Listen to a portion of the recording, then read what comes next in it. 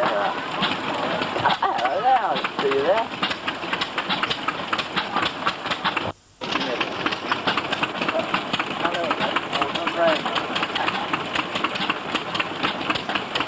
Not there that night? No, I had to go and still work today, so I've got to go.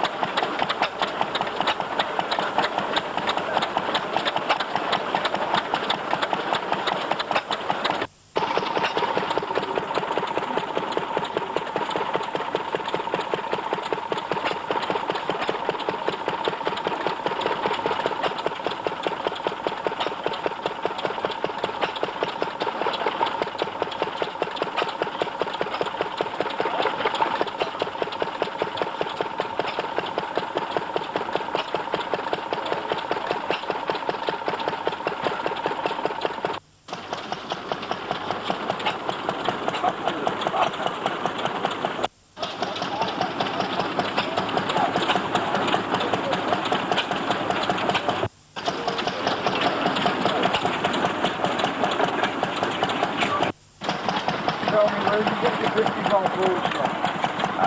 Electrical wholesalers, they need, you know where this UPO, the telephone exchange, well, down on the right-hand side, and they order them.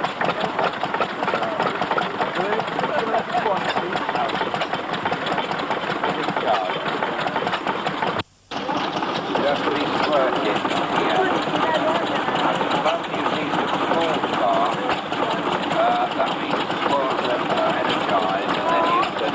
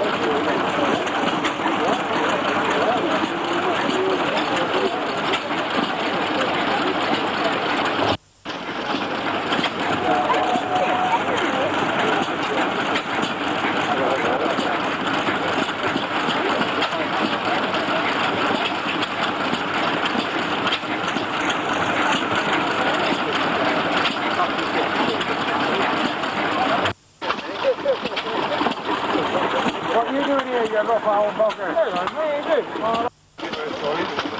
was going to follow you. You were have me up here, I was bloody this job. You've got to check your carriage in your... That's good, isn't it? Then the days that you rally on the back.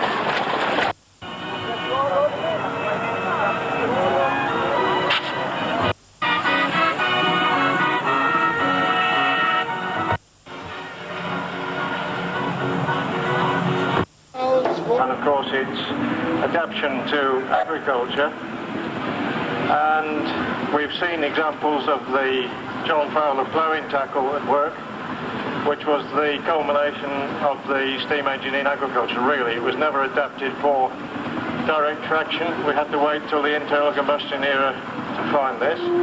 But this year, I suppose, is a little bit special in the history of the internal combustion tractor, because although there is some dispute as to which was the first tractor ever produced as a production tractor, it's generally agreed that the Chartered Gas Engine Company of Chicago produced a batch of 6 experimental tractors in 1899, which then makes the tractor, internal combustion tractor, 100 years old this year. So that is something of considerable interest, and we will perhaps, when we've got a bit of time, deal a bit more with the development of the tractor, mostly in the United States of America, but also some development in this country and in Europe. But while the machines are sort of coming up in front of me now, I'll go through what we've got in front of us, and then when we've got a bit of time later on, we'll fill in with more of the details. So we're starting with a British-built tractor. This one built just after the war, 1946, by the famous old steam firm of Marshall Sons Gainsborough, in the machinery business, of course, from the middle of the last century. Pioneers of the diesel tractor, pioneering work being done on the continent and by Marshalls in this country, with a little bit by the other steam people, Garrett's of Leiston, as John's already mentioned. This one spent its working life in Castle Donington area. It now lives down in Shipston on Stour, but it was a thrashing contractor's tractor up in the Castle Donington area. Of course, many of these Marshalls would have been used on thrashing equipment. They're ideally suited because the belt takeoff was direct on the end of the crankshaft of the engine, which gave maximum efficiency onto belt. And another thing you find very often on contracting tractors is the winch fitted to the back, and of course this Marshall is fitted with it, so if you got into boggy territory you could use your winch to pull the thrashing drum through. Almost essential to get into some of the dodgy farm conditions in bad weather in those days. Right, now we go across the water again to America. I did say that a majority of the tractor development took place in the US of A. We shall see more about that later, but one of the very first firms in business was in fact International Harvester Company, which was a merger between McCormick and Deering, two agricultural machinery, binder and so on, manufacturers from the mid-last century. And for some reason or other, International kept McCormick and Deering names cropping up right through the production range. So this farm has in fact come under the McCormick banner. It's just badge engineering, of course. In fact, in this period, they were all Internationals, well and truly, but it's like Austins and Morrises and so on. We still came up with this. 1942, it's a Farmall Model A, which is the smallest of the International Farmall range, designed for row crop work, to run in and out of rows. The wheel track is, of course, easily adjustable. If you look at the front axle, it can be adapted to run between the row widths. You can alter it to suit your crops. This one owned by Mr. Jones from Daventry, and you'll notice it's also fitted with the power takeoff on the back to drive trailed implements. That's okay. And it was International again who introduced the power takeoff, and I might mention something more about that when we get on to tractor development later on. Now back again to the Marshalls, again Series 1 Marshall, just like the one we've seen from Mr. Everson. Probably again used for contract work. This one, Mr. Garrett from locally in Hinckley, it's a local tractor. As you'll see, it's not fitted with the winch. It could well have been a farm tractor. A small number were used on farms for ploughing and cultivation and so on, but by far the greater number of Marshalls were used for agricultural and also timber haulage contracting. Now, we come to another British manufacturer that came into the business just after the last war. You've all Morris car. Well, William Morris later became Norton Nuffield, entered the tractor business at about 1947, running tractors under the Nuffield name to save confusion with the Morris. This one is a Nuffield Universal 4, owned by Mr. Morley, and it's a diesel, so it's a fairly late version of the Nuffield. They introduced the paraffin engine in line with the Newports and Major and so on. The diesel coming in later, and of course finally after the 50s the diesel taking over, paraffin engines being phased out. You notice this is fitted with a hydraulic lift on the back, which all tractors from the war years were normally fitted with. But at that time Harry Ferguson held the master patents for his hydraulic attachments. We'll mention that again later. And this is nothing really more than a hydraulic lift. It is not a true Ferguson 3-point linkage, conversion linkage with Ferguson's depth. But of course, by this time people were getting fed up lifting tractors and they wanted a mechanical lift, and this fulfilled the requirement. It also got Ferguson's patents at the time. Now, one of the considerably more modern internationals, towards the end of the vintage tractor era really, we're well into the diesel era now. 1956 International 250B, and it's fitted with a Ferguson plough, so you see the Ferguson system. The plough was adaptable to fit any of the tractors with the 3-point linkage, but of course by this time Ferguson's master patents had run out and International could use a true conversion linkage. This one owned by Mr. Gamble from Lutterworth, with the Ferguson 3-power plough on the back. And now back again, we seem to have got the whole spate of Series 1 Marshalls today, but if you look at them, every one is a little bit different. This one from Cropston nearby, Mr. Adams, 1946 again, Field Marshal. They basically produced the Series 1 to the 46, and they just to run into 47, and then they change on to the Series 2, which we'll see in a minute. It's a most unusual engine. It's a single-cylinder, 2-stroke, high-compression diesel. It's a true diesel. It's not like the continental, surface ignition semi-diesels, as some people call them. This is a true cold start diesel. Because of its physical size, you can't actually swing it over on full compression to cold start it, so you have to start it with a decompressor, and then of course to get the fuel to ignite with the lower compression you need a starting wick in the front. So you take in the wick holder, which you see on the very front grille of the tractor, you put in a wick which was basically blotting paper soaked in saltpeter, which smouldered away, and that produced the initial spark to get the thing over. Once it fired once, it came on to full compression, the decompressor dropped off, and then the thing ran as a true diesel. And following that we have the Series 2, so I think we've got the whole range of the Marshalls today. This one, similar engine, it's been reported somewhat. Those that know about 2-strokes realise that the air is transferred from the crankcase to the combustion chamber through transfer ports. On the Series 2 they opened these ports up to get more power out of the engine. There's quite a big power increase, and it's still basically the same tractor, but this one has got the hydraulic linkage on the back again for influent lift. With Marshalls it was never a standard fitting, it was a bolt-on option. Quite a few were fitted, especially for farm work. Not so much, you wouldn't see it on contractors' tractors, but farmers use them. That one owned by Mark Jinks from Burbage, a local tractor again, has also got the power takeoff point on the back and the conventional drawbar for farm use. Now, going through the Field Marshal range again, we went through into the Series 3, and this is the final version. This is a 3A, virtually the same as the Series 3, but again slightly more uprated.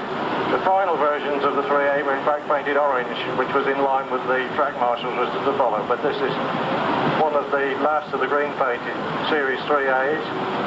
And as it goes round, if you look at the previous Marshalls and then look at this one, you find the engine rotates in the other direction. This one, the flywheel, as you see, it rotates clockwise, whilst on the others it rotates counterclockwise. And this was brought about by a change in transmission. This has got a 2-speed transmission with a high and low range, and the extra gearing necessitated the rotation of the engine in the other direction. This one, owned by Mr. Howe of Hunkett, virtually completes the lineup of the field marshals, though we shall see an earlier version of the marshals later on. Now, back again across the water, John Deere entered the tractor business about 1917 by buying out the Waterloo Gasoline Traction Engine Company, which was one of the very pioneer tractor manufacturers in the States.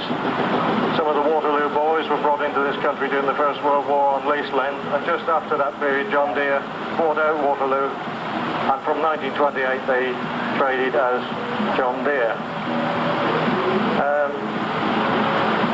There again, this one's built as a row crop tractor. There's various options to get the wheels to sort in the rows. You can make the things adjustable like the Farmel. They made tricycle models, and they made this which sort of behaves like a tricycle with the two narrow wheels.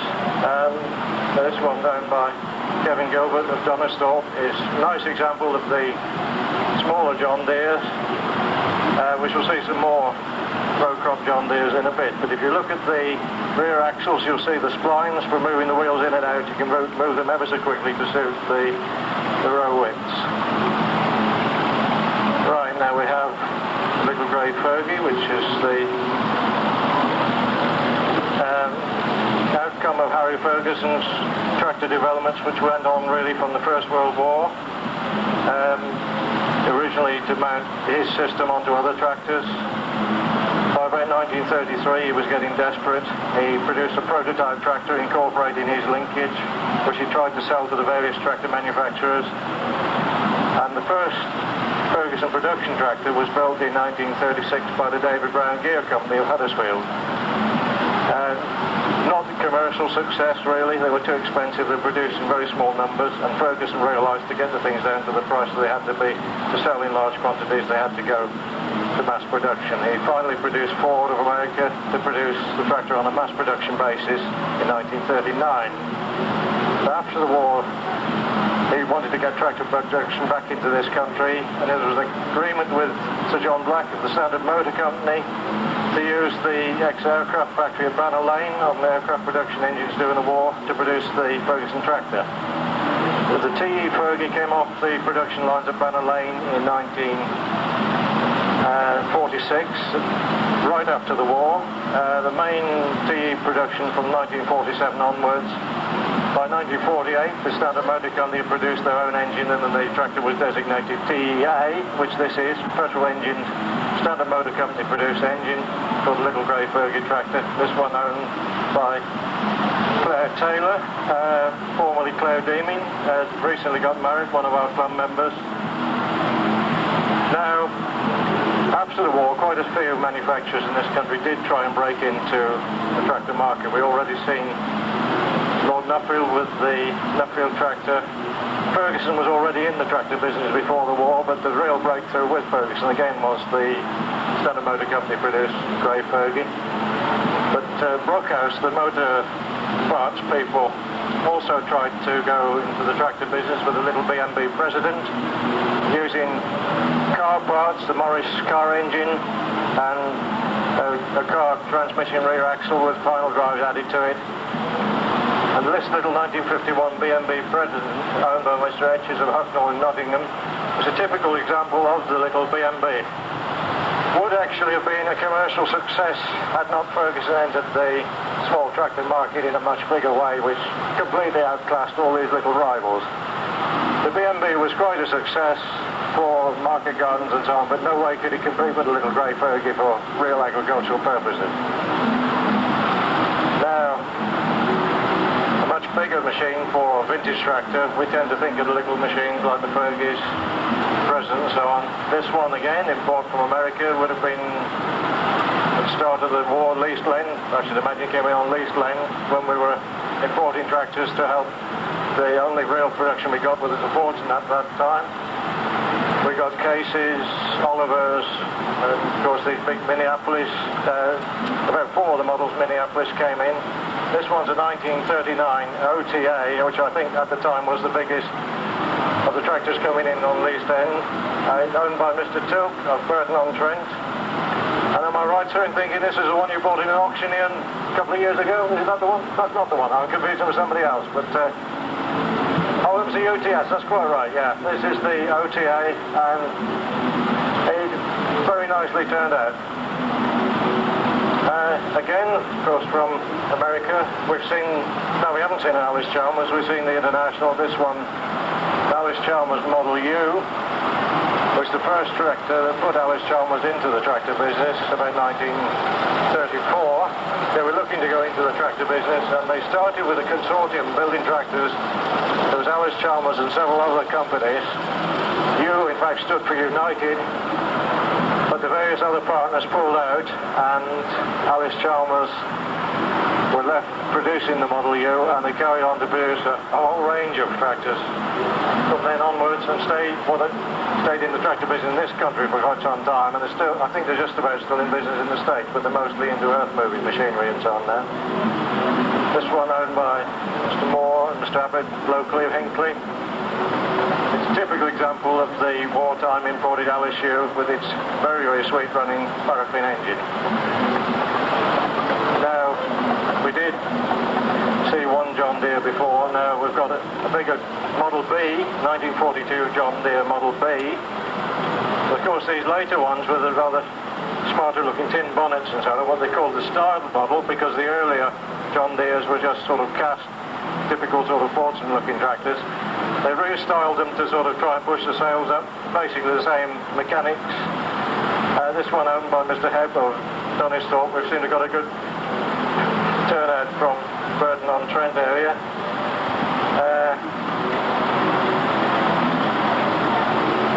Again, row crop, but this one is a true tricycle row crop. We've seen the little two small front wheels before.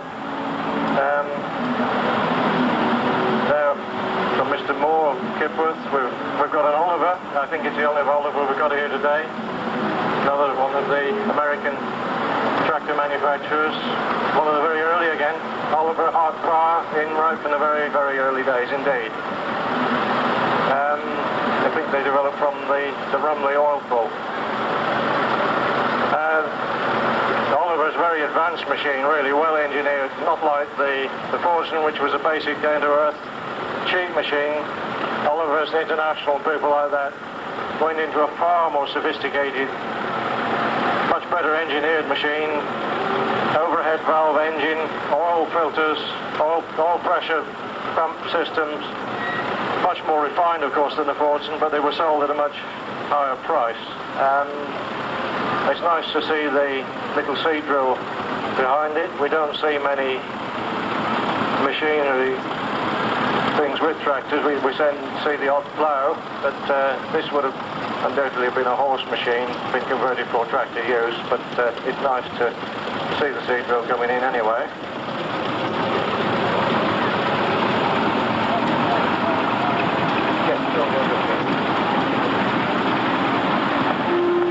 Could we have Jim Peace do admin, please? Jim Peace. Now, earlier we saw the whole range, really, of the field marshal tractor. Well, they did a bit like the John Deere, really. They restyled an earlier model. As I say, they did pioneer the diesel tractor in this country. The first 1220 and 1530 were more like the Continental Lands, but using a true high compression diesel. And then they went on to the 1220, which later became the Model M. It's basically the same mechanics as the Series 1 Marshall, but you'll see that styling is completely different. This is much less styled, the cylinder head sticking out the front. The exhaust, of course, is much more like the Continental Lands again, instead of the more refined shape you see of the Field Marshal following it. But they're again mostly used by contractors and fitted with a winch at the back, and of course the sprag, so you could drop it down so the winch could pull without pulling the tractor backwards. I think this really completes the sort of Field Marshal lineup. We've seen just about everything now. This one by Brian Adams, of course, is, I suppose, one of the best turned out marshals we shall see around the area. Brian, one of our rally club organisers, committee members, so it's nice to see him at least having 5 minutes break to take his tractor around the arena. He's been looking after the commercial vehicles here, stewarding the commercial vehicles. So at least we give him a chance to drive his tractor around the ring. So that now you can see virtually the whole range of marshals from the onlet. Well, we haven't finished yet, have we? We're still turning out field marshals now with, again, Series 2, like Brian's. Brian's 47, this one 48. Mr. Pemberton from Scraptoft. We saw the Series 1 46.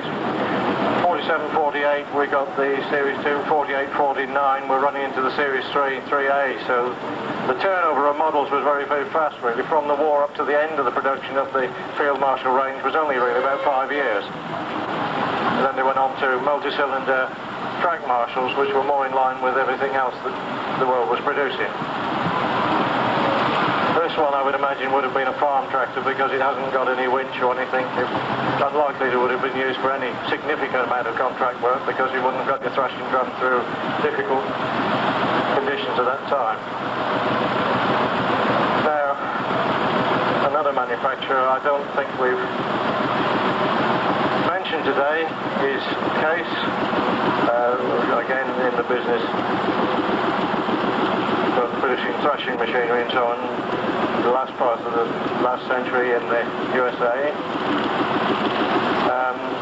Produced a whole range of tractors, very sophisticated upmarket and well thought of tractors from the early days. They always got very advanced features, enclosed lubrication and so on, right from the early days. And this one is 1936, and as you'll see, it is quite a refined tractor. Model RC, owned by Sid Taylor from Ashby de la Zouche, and again it would have been a row crop machine, fitted with the narrow spade locus, you see, for row crop work to get them through the rows.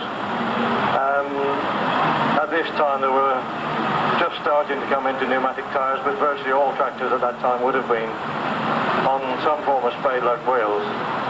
So very nicely turned out by Sid, one of our founder members of the National Vintage Tractor and Engine Club. Now, really it's all about vintage tractors, and this is as vintage as they come on this field today anyway. I mentioned that tractor experiments started about, well, on 100 years ago. By 1900, International Harvester were in the tractor business in a significant way, and by the First World War they were producing these Titans and a smaller Mogul model, which at that time were about the sort of ultimate of tractor development, but things were drastically to change. This one dated 1917. Things were definitely to happen in 1917, of course, with the launch of the Fordson, but this one, owned by Bill Wykes of Simpson, demonstrates really how the tractor evolved. You took a steel girder chassis, you made it something akin to a stationary engine on the top, you fitted some sort of transmission onto the rear wheel by chains in this case, sometimes it was geared, as in the case of the Waterloo Boy. You made it steer on the front and you had the basis of a tractor. The development took place really quite slowly from about 1890 up until about 1915, 1916, but it was the introduction of the Fordson that was really drastically to change, I think, from 1917 onwards. Now this one, which is sprung in on this totally unobserved, is not in the programme at all, but it is an extremely interesting exhibit. It's one of the very early pioneering attempts in this country. Not the earliest, we were in the business from about 1900, but we've got nothing as early as that. But this Glasgow was an extremely unusual machine for its era. As I said, the trend set by the Fordson was drastically to change the tractor design, and from about 1917 onwards, most tractor development was evolved from the design of the Fordson, which used a unique cast construction, which the whole body of the tractor was bolted up of castings. The steel girder frame was totally forgotten, and everything, transmission and everything, was enclosed in oil. Tesco, in some ways, copied the Fordson. In some ways they adapted it, in some ways they improved it. And this is a very, very, very unusual machine because it is a tricycle, it's three-wheel. It's as nearest to a four-wheel drive you'll ever get with a three-wheel tractor. It's in fact three-wheel drive, drives on all three wheels, which made it an engineering success at that period. It wasn't a commercial success. I don't think it's any technical problem, it's just there was no tractor market in this country to sell it. But it drives on all three wheels. It's got a four-cylinder, conventional, modern engine developed from the Fordson valve engine. There's only, I think, about 3 or 4 left in existence in this country nowadays. The Hyundai Museum, which unfortunately I think is now closed, has got one. Frank Smith's collection did have one, which probably went to the Science Museum at Broughton. This one, now owned by the Donington collection, was brought in from Australia. A good many of the British tractors were sold to Australia. There was no home market really. British manufacturers relied on export to the colonies. This one has been brought back from Australia 5 years ago, and it is an extremely unusual machine.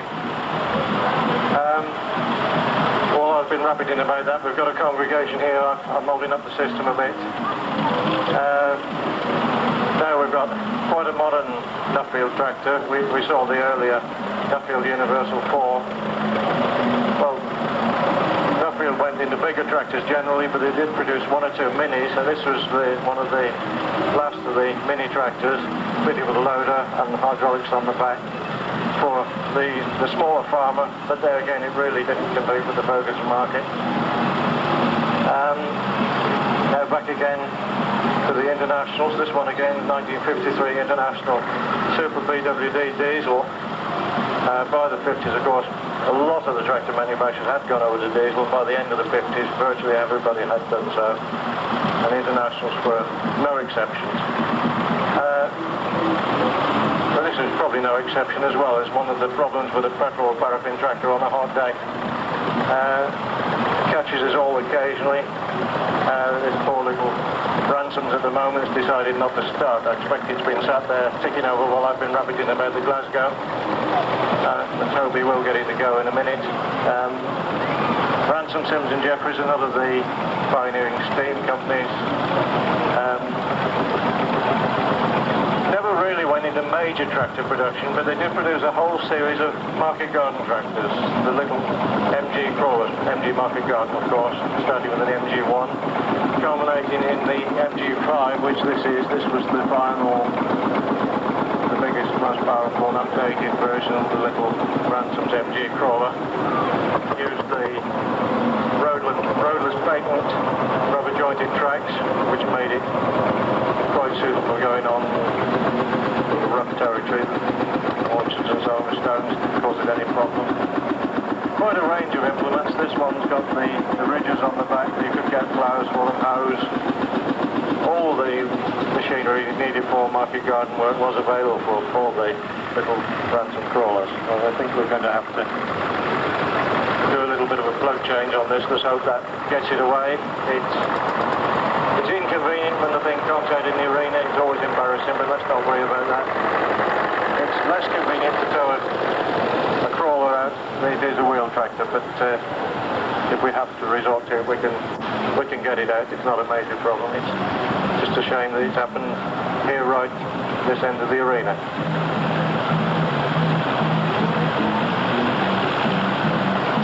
It's no reflection on the little MG crawler. It was not a design fault, it's just one of those things. All paraffin tractors, hot weather, get a bit temperamental.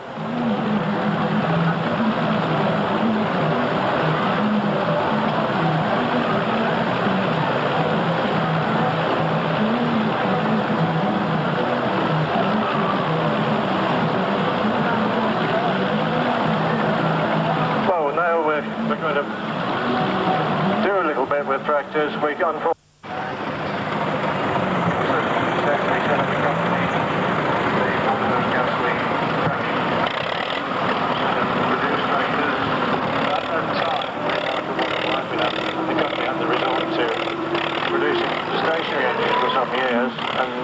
himself came prospered, it carried on, and in later years re-entered the tractor market with the Waterloo Boy, which was brought into this country as the Overtime.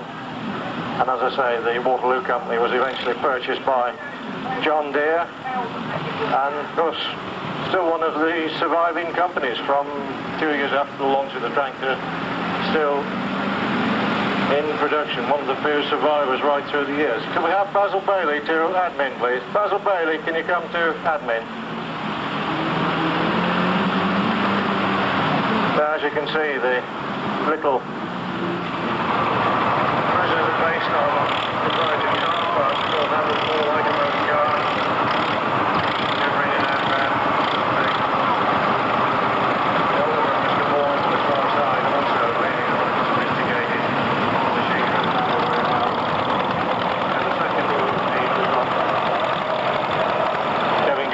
John Deere, and Sid Taylor with the little grey Fergie, both again fairly manoeuvrable tractors. The row crop, I suppose, has some sort of edge on manoeuvrability, especially for this sort of job, because you've got a bit more clearance for your front wheels to miss the cones. But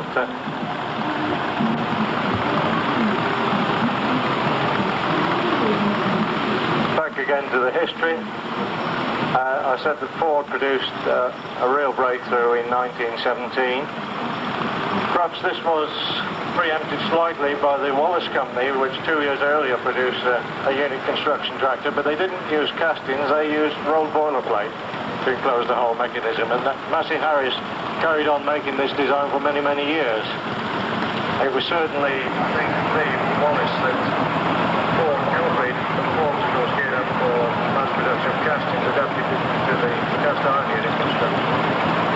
Ford put his chief designer, unique markets, into the tractor business at that time to get the tractor on the market as quickly as possible for the British government. There were problems in 1916, 1917 with skill boats and so on. They had to get tractors up into this country.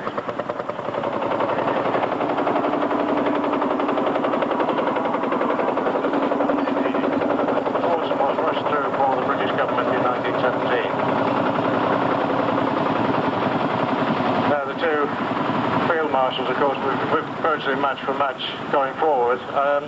We may not be matched when we come to go backwards, because Marshalls did fit an awful different set of gearboxes. We might find that one's got a high and one's got a low speed reverse. Some of these Series 1 Marshalls were very, very slow indeed in reverse. I think we've got a couple of slowish examples here, so, you know, certainly it's going to take quite a bit longer for these to come back than the little more manoeuvrable later high-speed tractors. Not a lot of need for a Marshall in its working life to spend its life going backwards, so the low reverse was no great disadvantage.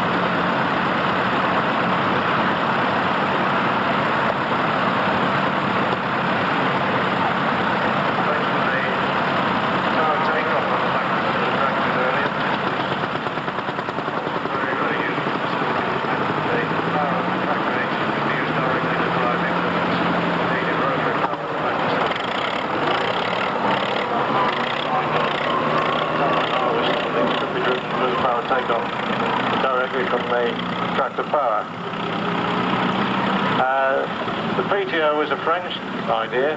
The Gougy tractor, I think, incorporated the first PTO very, very early on indeed. And we believe International Harvester saw this at a Paris exhibition, and the International introduced the PTO on their Farmall range and popularised it. Gougy never actually produced any significant quantity of tractors and never made a mark for themselves. It was International that was left to popularise the PTO, which later became a standard feature of every tractor. And it was many, many years before the ultimate trouble with the PTO was really cracked. Driving a tractor, you implement gets blocked in the track. You need to keep the power off the implement and stop the tractor. It was always a long time before they caught on to this.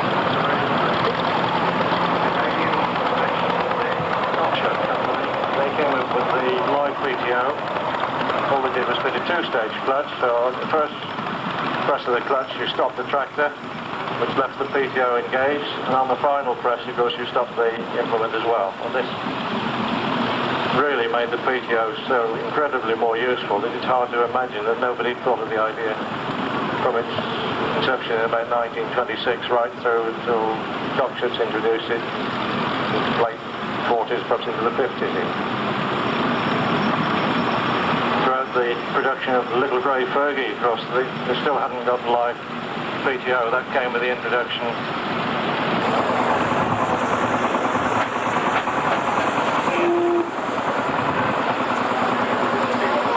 Well, good afternoon, ladies and gentlemen. The internal combustion engine that John's been talking about first really seen the light of day in Germany in 1876. There have been various attempts to use various fuels for internal combustion engines from about 1700 onwards, but it was Nicholas Otto in Germany in 1876 that produced what we call the four-stroke internal combustion engine, and that is the engine really that is brought about the vehicles that we're just starting to look at. Well, by about before 1900, 1889 to be precise, the internal combustion engine had already reached a state of development where people were looking to adapt it to replace the steam engine in agriculture to produce basically the equivalent of a traction engine, which we now know as a tractor, of course. 100 years ago, in America, the Charter Gas Engine Company produced what was generally believed to be the first production batch of tractors. There were one or two experimental one-offs before that. But the Charter Company produced 6. They took a stationary engine that they had available in those days, mounted it onto the frame of a steam engine, and they made 6 prototype tractors. There's nothing like anything which will be here today, but more on the lines of steam engines, massive, cumbersome, low-speed things. They were suitable for belt work and haulage on the farm. They were not really suitable for direct traction. And of course, the steam engine generally wasn't either. John mentioned the cable flowing systems of John Fowler. There was only one real attempt to get a steam engine light enough for direct traction. That was by Goetz of Leiston, but it came right at the end of the steam era, and really it was too late. The internal combustion tractor had taken on by then. But of course, a lot of our famous steam names returned into the internal combustion tractor business, and the first machine we have here is built by the old steam firm, of course, of Marshall Sons and Company of Gainsborough, famous for their steam engines, of some of which you've seen in the steam parade. Well, they started with tractors at about the First World War. They found no market, they dropped it, but it came back in the mid-30s with the diesel. They pioneered the diesel tractor in this country. The Marshalls used a single-cylinder diesel engine, based really on the Continental Lands, which was a service ignition engine. They pushed the compression ratio up and made it into a true diesel. But it was a 2-stroke engine using air from the crankcase being transferred through ports in the cylinder walls into the combustion chamber, as of course is done on the 2-stroke motorbike. And this machine we see here is a Series 1 Field Marshal, 1946. It spent its working life in Castle Donington, where there was a contractor's tractor on threshing equipment, as many of the Marshalls were. Fitted with a winch at the back, which was pretty well necessary for thrashing gear in those days to get the thrashing drum in and out of the ridiculous farm accesses they had to go through on wet conditions and so on. Now owned by Mr. Everson of Shipston on Stour. I gather he got it for his 40th birthday. I don't know whether it was a present or whether he had to buy it, but that was a few years ago, and it's the second time he's been here at Claybrooke. Most of the development did take place in the USA, and from 1900 onwards, one of the names to reckon with was International Harvester, which was formed as a merger between the two companies of McCormick and Deering, who made harvesting machinery. They formed the International Harvester Company. And strangely enough, throughout the production range of international tractors, occasionally the McCormick or the Deering names would crop up. And if you look at this farmall going around, you see it in running under the badge name of the McCormick. That's the farmall Model A, which was designed for row crop work, for running in and out of rows of crops, horticultural type work, farm root crops and so on. That's why it's designed with that peculiar sort of layout with the driver offset, so you can look down at his tool frame with his hose and so on mounted between the wheels, so you can see exactly where it's gone. This one brought here by Mr. Jones from Daventry is 1942. Now we go across the water again to America. This is down to John Deere. Probably are the oldest surviving manufacturer into the tractor business, though not originally in the John Deere name. They started as the Waterloo Gasoline Traction Company and were bought out by John Deere in about 1917 and were trading as John Deere from about 1925-26, I think. This one, owned by Kevin Gilbert from Donisthorpe, is a typical example of the later model of John Deere, what they call the style model, where the cowlings and so on were added to improve the appearance, to make them more modern looking, but it is really the same as the previous unstyled model. Again, a row crop machine with adjustable rear track at the back to get the wheels to run in the row width, and the two narrow wheels, of course, at the front running in one of the other rows. And now, another of the famous field marshals, another of the Series 1s, about 1946, from Marshall to Gainsborough. Again, this single-cylinder, massive two-stroke engine. About the same capacity as a very big motor car engine, but all in one cylinder, not in 4 or 6 cylinders. Started either by swinging the flywheel if you're strong enough, or by a cartridge in colder weather. This one would be agricultural tractor. The thing is not being fitted with a winch in the back. It's unlikely to be contracted.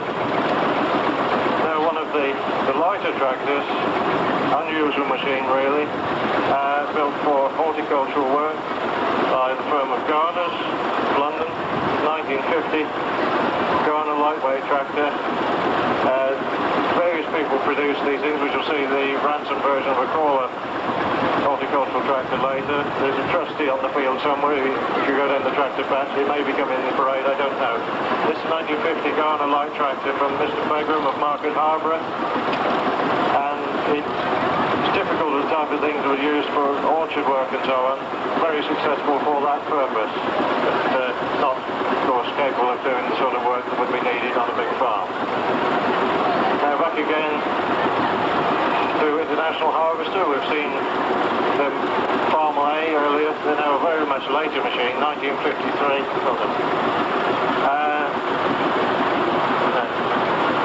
This one, no, it's 56. It's even later than that. Well into the diesel engine here, of course. It's an International 250B owned by Mr. Gamble of Lutterworth. And of course, from the end 1950 onwards, there was a very, very big increase in the production of diesel engines, largely brought about by Ford's introduction of the new major with a very successful diesel engine on it. Marshall had pioneered the diesel, but they didn't produce it all in volume quantities. It was really from Ford and major that popularised it in this country. This one, of course, by now could use the Ferguson draft control patents, fitted with the Ferguson linkage on the back, and in fact carrying a Ferguson 3 for a plough. Now behind that, we've seemed to have got a very good turnout today of the row crop John Deere's. This Model B. Mr. Griffiths at Donisthorpe, 1942 machine, probably came in when the war years on lease lend, the war agricultural department, when we were trying to get tractors as fast as we can to keep food production going. I don't think John Deere made more row crop machines than anybody else. We just seem to have got a bigger selection of the mostly styled type John Deere row crop machines here today, but it's nice to see them so nicely turned out. And of course, if you understand row crop work, you can easily see that there is splines on the back wheels. You can just undo a few bolts, slide the wheels in and out, get them to the right width for the rows. It can be done very quickly, where some tractors, even though it's specifically designed for row crop work, it was a much bigger job to change the row width. That John Deere is actually fitted with a hydraulic lift, which John Deere's were very early to use actually, but it is not a true Ferguson system hydraulic lift. It's just a pure powered lift.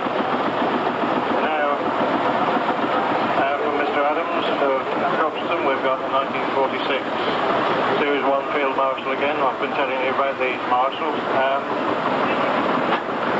Derived from the smaller Model M that was built up to about 1945. Missing collection was brought back 5 years ago. I only know 2 others in existence. One I think now is at the Science Museum. It was originally in Frank Smith's collection. And the other one is at the Hyundai Museum in Northumberland, which I think also, unfortunately, at the moment is closed. So I don't know what the state of affairs with that one is. Now, back across the water now to Case. I think this is the first example of a case here today. So many brought in during the war, you get so popular, certainly if you go to Cornwall, every third tractor is a case. But we don't seem to see many around this area, especially the earlier ones. We see a few more of the wartime orange cases, but this one is a Model RC. I believe there's a case C on the field as well, but this is the row crop version. As again you'll see with the adjustable rear track, slide the wheels in and out on the shafts, not on splines this time, but on keyways. And those narrow wheels with the narrow spades so they can run between the rows without tearing the crops up. This one, owned by Sid Taylor, Ashby de la Zouche, a very nice example of the pre-war cases, in this case the Model RC. I thought we'd seen Mark before, but obviously being the Good Samaritan, some of these paraffin engine tractors do get a bit temperamental when they get hot, and of course the weather is very, very hot. I think this poor little Ransom actually let us down in the arena yesterday. Now whether it failed to start or whether it's let it down today, or whether the owner's being careful, I don't know, but it's a shame that it is playing up. They're normally good-natured, but this one today is having its fits. I mentioned when we were looking at the Garner that one of the firms to introduce the Market Gardener lightweight tractors was Branson's of Ipswich, of course, who were steam manufacturers, implement manufacturers, been in the business for